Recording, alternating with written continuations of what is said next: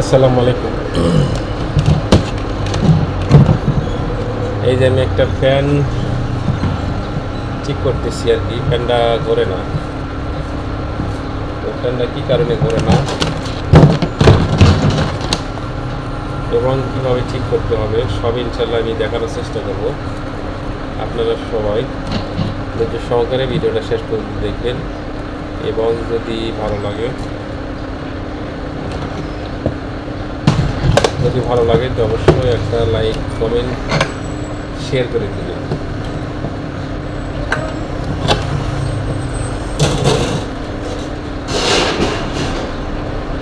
যাতে আপনার শেয়ারের মাধ্যমে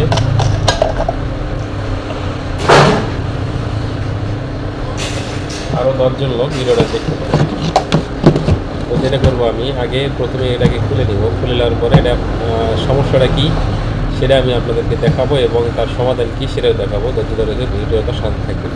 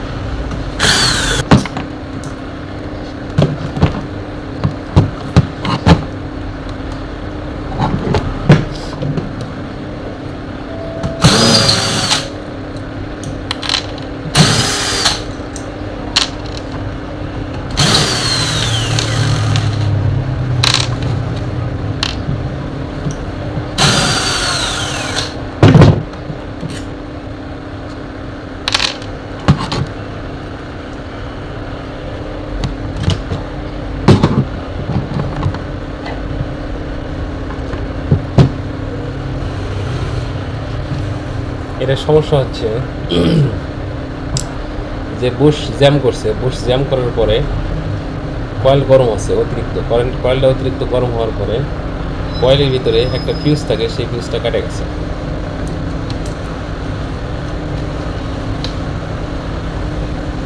তো এখন আমি যেটা করবো সেটা হচ্ছে যে ফিউজটাকে কেটে ডাইরেক্ট করে দিব এবং যে বুশটা যেহেতু জ্যাম হয়ে গেছে বুশটাতে তেল দিয়ে বুশটা পরিষ্কার করে দিব আর কি।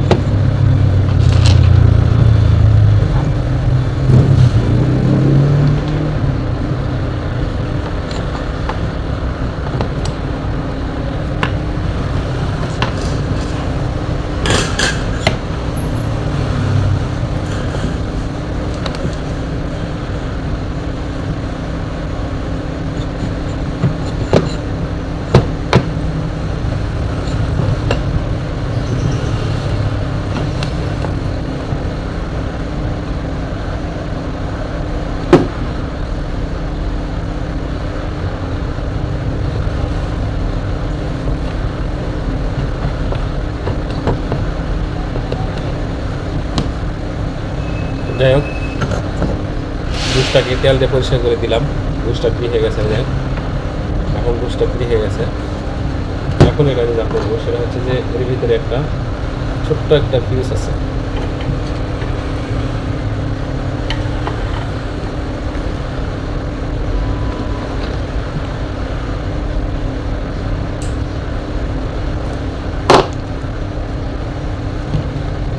এই যে দেখেন, এই যে ছোট্ট সাদা এটা হচ্ছে ফিউজ।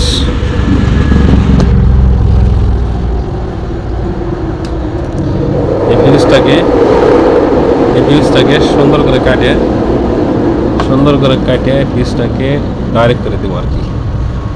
যেহেতু ফিউজ নষ্ট হয়ে গেছে সেহেতু এখানে ফিউজ দেওয়ার দরকার নেই।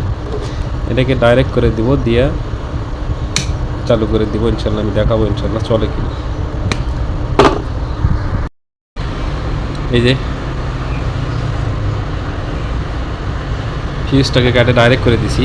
তো এখন এটাকে টেপ দিয়ে পেঁচে দিতে হবে। যদি টেপ দিয়ে না পেঁচে দিই তাহলে কয়েলের সাথে শর্ট করবে।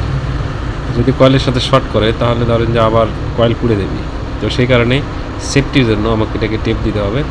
টেপ দিয়ে আবার পুনরায় সেটিং করে দেবো ইনশাল্লাহ। ফ্যান চলে কি চলে না সেটা ইনশাল্লাহ দেখাবো, আপনারা ধৈর্য সহকারে দেখেন, আমি দেখাইতেছি।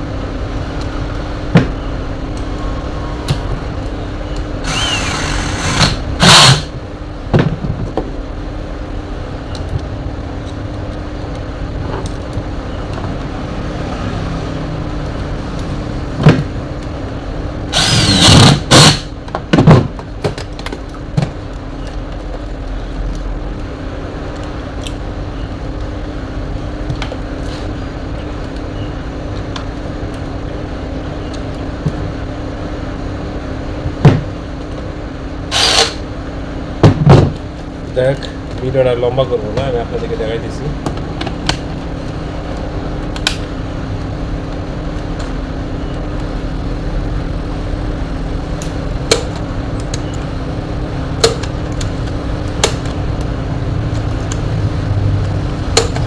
এভাবেই খুব সহজে খুব তাড়াতাড়ি আপনার নিজের ফ্যান আপনি নিজে ঠিক করতে পারবেন। যদি ভিডিওটা ভালো লাগে থাকে অবশ্যই লাইক কমেন্ট শেয়ার করে দিবেন এবং চ্যানেলটা সাবস্ক্রাইব করে দিবেন। তো ধন্যবাদ সবাইকে, আসসালামু আলাইকুম।